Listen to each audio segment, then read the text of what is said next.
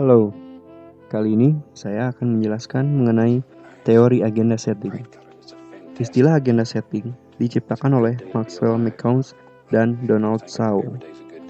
Dua peneliti tersebut berasal dari Universitas North Carolina.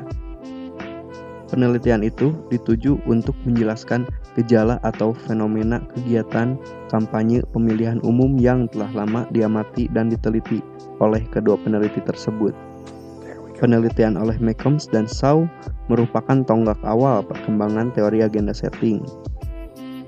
McCombs dan Shaw meminjam istilah agenda setting dari seseorang sarjana ilmu politik, yaitu Bernard Cohen melalui laporan penelitiannya yang mengenai fungsi khusus media massa. Dalam penelitiannya itu, Cohen mengemukakan pernyataannya yang sangat terkenal, yang sering disebut sebagai mantra dari agenda setting. The mass media may not successful in telling us what to think, but they are stunningly successful in telling us what to think about. Yang artinya, media massa mungkin tidak berhasil mengatakan kepada kita apa yang harus dipikirkan, tetapi sangat berhasil untuk mengatakan kepada kita hal-hal apa saja yang harus kita pikirkan. Dalam hal ini, McCombs dan Shaw tidak menyatakan bahwa media secara sengaja berupaya mempengaruhi publik, tetapi publiklah melihat kepada para profesional yang bekerja pada media massa untuk meminta petunjuk kepada media kemana publik harus memfokuskan perhatiannya. Para sarjana komunikasi telah lama menyadari bahwa media massa memiliki kemampuan untuk mengembangkan berbagai isu bagi publik. Walter Lippmann, seorang komentator dan penulis kolom terkenal di Amerika. Ia merupakan orang pertama yang mengemukakan gagasan mengenai agenda setting ini. Dalam tulisannya, Lippmann menjelaskan, "A mediator between the world outside and the picture in our heads," yang artinya perantara antara dunia luar dan gambaran di kepala kita. Dan karenanya, menurut Lippmann, media bertanggung jawab untuk membentuk persepsi publik terhadap dunia. Ia menegaskan bahwa gambaran realitas yang diciptakan media hanyalah pantulan dari realitas yang sebenarnya. Dan karenanya, terkadang media mengalami pembelokan atau distorsi. Gambaran yang diberikan media massa mengenai dunia menciptakan apa yang disebut dengan lingkungan palsu yang berbeda dengan realitas lingkungan sebenarnya. Dengan demikian, publik tidak memberikan respon pada peristiwa yang sesungguhnya, tetapi publik memberikan respon terhadap gambaran yang ada di kepala mereka. Agenda setting terjadi karena media massa merupakan penjaga gawang informasi. Oleh karena itu, harus selektif dalam menyampaikan berita. Media harus melakukan pilihan mengenai apa yang harus dilaporkan dan bagaimana melaporkannya.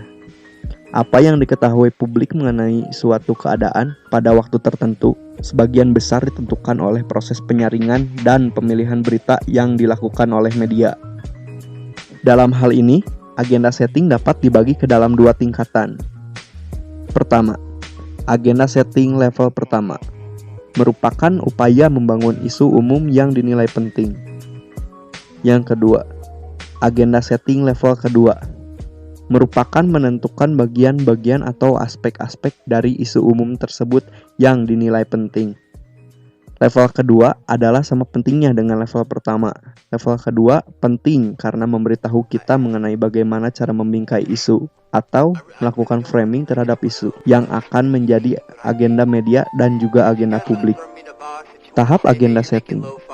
Karen Seung dan Ole Bohr melakukan penelitian untuk mengetahui kompleksitas agenda setting dalam pemilu di Denmark.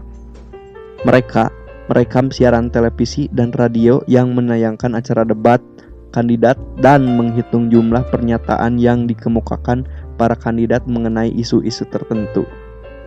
Mereka juga mewawancarai 1.300 pemilih untuk mengetahui apa yang menurut mereka menjadi agenda publik.